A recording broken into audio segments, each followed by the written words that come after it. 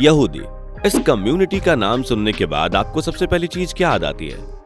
Germany में यहूदियों के साथ हुआ क्रूरतापूर्ण व्यवहार, हिटलर द्वारा यहूदियों को दी गई प्रताड़ना। यहूदियों के साथ जो कुछ जर्मनी में हुआ उसके बारे में ज्यादातर लोगों को पता भी है और लोग इसके लिए हिटलर की आलोचना भी करते हैं। लेकिन क्या आपको पता है कि हिटलर ने जितना अत्याचार यहूदियों पर किया, लगभग उतना ही अत्याचार इस कम्युनिटी ने पहले भी सहा है।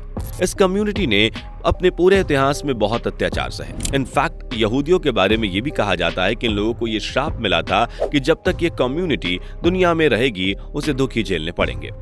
अब श्राप वाली बात का पता नहीं ये सच है या गलत, लेकिन इस बारे में जानने के लिए अगर हम इतिहास को देखें तो पता चलेगा कि इस कम्युनिटी को अक्सर उत्पीड़न झेलना पड़ा है। वैसे तो अलग अलग समय पर और समाज में कई कम्युनिटीज ऐसी रही हैं जिन्हें कुछ हद तक भेदभाव और उत्पीड़न का सामना करना पड़ा है। यहाँ तक कि आज के टाइम में हमें जाति धर्म के आधार पर काफी भेदभाव देखने को मिल रहा है। लेकिन जितना प्रताड़ित यहूदियों को किया गया है, किसी दूसरी कम्युनिटी को इतनी प्रताड़ना शायद ही दी गई हो। ऐसे में ये सवाल उठता है कि यहूदियों को इतना टॉर्चर किया गया, इसके बावजूद यहूदी देश इजराइल इतना ताकतवर कैसे बन गया? आखिर क्या वजह है कि यहूदियों को इतना प्रताड़ित किया गया? यहूदियों का इस्लाम और ईसाई धर्म से कनेक्शन क्या है? सब कुछ जानेंगे इस वीडियो में। तो अगर आप भी यहूदियों का इतिहास जानना चाहते हैं तो इस वीडियो में बने रहिए, क्योंकि इस वीडियो में यहूदी लोगों से जुड़े आपके सारे सवाल खत्म हो जाएंगे। दोस्तों, यहूदी लोगों के साथ क्या हुआ इसके बारे में तो काफी लोगों को आइडिया होगा, लेकिन इस धर्म की उत्पत्ति कैसे हुई इसके बारे में बहुत कम लोगों को पता होता है।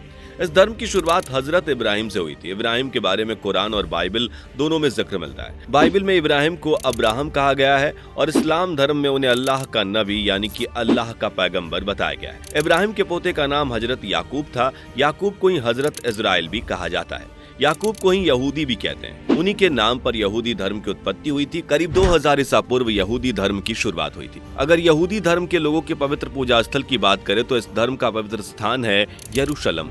बताया जाता है कि करीब 1000 ईसा पूर्व में यरूशलेम के किंग डेविड के बेटे सोलोमन ने यहूदियों के पहले पवित्र स्थान यम मंदिर का निर्माण करवाया था। किंग डेविड को दाऊद और उनके बेटे सोलोमन को सुलेमान भी कहा जाता है। ये यहूदियों के एक बड़े लीडर थे। तब से आज तक यरूशलेम यहूदियों का एक पवित्र स्थान है। लेकिन यरूशलेम सिर्फ यहूदियों का पवित्र स्थान ही नहीं है। ईसाई धर्म और इस्लाम में भी इस जगह को पवित्र स्थान माना जाता है। इस्लाम धर्म की मान्यता थी कि उनके अंतिम पैगंबर हजरत मोहम्मद इसी जगह से जन्नत गए थे। वहीं ईसाई धर्म के अनुसार ईसा मसीह को सूली पर यहीं चढ़ाया गया था। दोस्तों, यहूदियों और इस्लाम का कनेक्शन सिर्फ यहीं तक नहीं है। पैगंबर मोहम्मद को लेकर भी उनके बीच दो मत देखने को मिलते हैं। जहां एक तरफ इस्लाम में पैगंबर मोहम्मद को अंतिम पैगंबर बताया गया है, तो यहूदियों का कहना है कि पैगंबर मोहम्मद अंतिम पैगंबर नहीं, अंतिम पैगंबर का जन्म अभी धरती पर होना बाकी है। अब आते हैं उस श्राप पर जिसकी बात हमने वीडियो की स्टार्टिंग में की थी। दरअसल ऐसा कहा जाता है कि यहूदी लोगों ने यीशु को अपना मसीहा मानने से इनकार कर दिया था। यहाँ तक कि ईसा मसीह के क्रूसिफिक्शन के लिए भी यहूदी ही जिम्मेदार थे। इसलिए उन्हें ऐसा श्राप मिला था कि युगों युगों तक यहूदी लोगों को धरती पर प्रताड़ित किया जाएगा।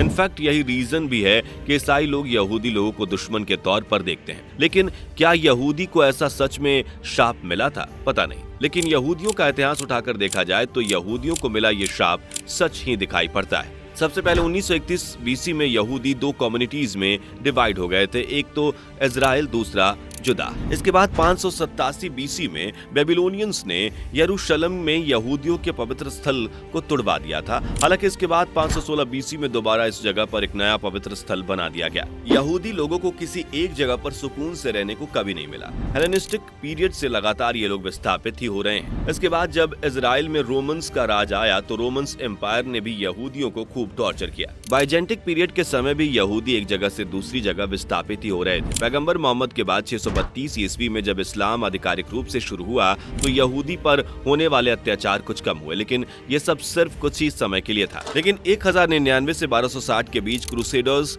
पीरियड्स में यहूदियों को फिर से काफी प्रताड़ित किया गया। मामलूक पीरियड और ऑटोमन एम्पायर के दौरान भी यहूदियों के साथ बुरा बर्ताव ही किया गया। यानी कि एम्पायर्स बदल रही थी, एरा बदल रहे थे, लेकिन यहूदियों की स्थिति कहीं न कहीं वैसी ही थी। सन 1066 में ग्रनाडा मासका में ग्रनाडा के रॉयल पैलेस में मुसलमानों की भीड़ ने करीब 1000 यहूदियों को मार दिया था। काफी प्रताड़ना झेलने और विश्व के अलग अलग देशों में विस्थापित होने के बाद जब 18th सेंचुरी में यहूदी पोलैंड गए तो उन्हें उम्मीद थी कि शायद यहाँ उनके अच्छे दिन शुरू होंगे और यहाँ वो लंबे समय तक सुकून से रह सकेंगे। लेकिन पोलैंड में बंटवारा होने के बाद उन्हें वो देश भी छोड़ना पड़ा। इसके बाद कुछ यहूदी अमेरिका चले गए और कुछ रसिया। लेकिन इसके बाद यहूदियों के साथ कुछ और भी बुरा होने वाला था। फर्स्ट वर्ल्ड वॉर में ब्रिटिशर्स ने यहूदियों से मदद ली और बदले में उनका एक अलग देश बनाकर देने का वादा किया। यहूदी बार बार इस पलायन से परेशान तो थे, तो उन्होंने ब्रिटेन के इस ऑफर को एक्सेप्ट कर लिया। लेकिन जब ब्रिटेन वर्ल्ड वॉर जीत गया तो यहूदी हिटलर के निशाने पर चढ़ गए और फिर हिटलर ने यहूदियों के साथ जो बर्ताव किया उसके बारे में तो हम सब जानते ही हैं। फर्स्ट वर्ल्ड वॉर के बाद यहूदियों को रहने के लिए इजराइल देश दे दिया गया। लेकिन इजराइल और फिलिस्तीन के विवाद की दास्तां तो हम सब जानते ही हैं। इजराइल के लोग यरूशलेम को इजराइल की राजधानी मानते हैं, जबकि पूरी दुनिया तेल अवीव को इजराइल की राजधानी मानती है। 1942 में स्पेन के रूलर्स ने भी यहूदी लोगों को धर्म परिवर्तन करने के नियम लागू कर दिए थे। अगर कोई यहूदी धर्म परिवर्तन नहीं करता तो उसे देश में रहने की इजाजत नहीं थी। इस दौरान करीब 2 लाख यहूदी स्पेन छोड़कर चले गए थे, जबकि करीब 10,000 को ईसाई धर्म न अपनाने की वजह से मार दिया गया था। दोस्तों, आपके मन में जरूर ये डाउट आ रहा होगा कि जब यहूदी पूरी दुनिया में रह रहे थे तो क्या वे भारत में भी आए थे? तो इसका जवाब है हाँ। एक समय था जब भारत में बड़ी मात्रा में यहूदी हुआ करते थे।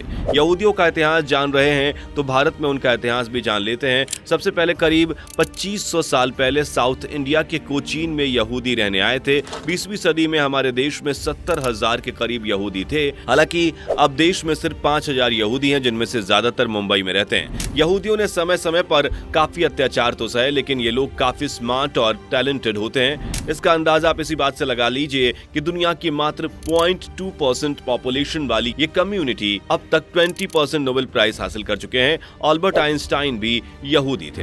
यहूदियों का देश इजराइल आज यहूदियों की सूझबूझ और समझ की वजह से ही इतना विकसित है, और इसकी वजह है यहूदी लोग हमेशा से ही शिक्षा को सर्वोपरि मानते आए हैं और उन्होंने हमेशा शिक्षा को महत्व दिया है। और उसी के दम पर इतना सब कुछ झेलने के बावजूद यहूदियों का देश आज एक विकसित देश है। तो दोस्तों, ये था यहूदी लोगों का इतिहास। क्या आपको पता था यहूदियों का ईसाई धर्म और इस्लाम धर्म के साथ भी कनेक्शन था? जानकारी आपको कैसी लगी कमेंट करके जरूर बताना, और ऐसे इंटरेस्टिंग जानकारी पाने के लिए चैनल को सब्सक्राइब जरूर कर दें ताकि आने वाली वीडियोस की नोटिफिकेशन आपको मिलती रहे। Thank you so much for watching.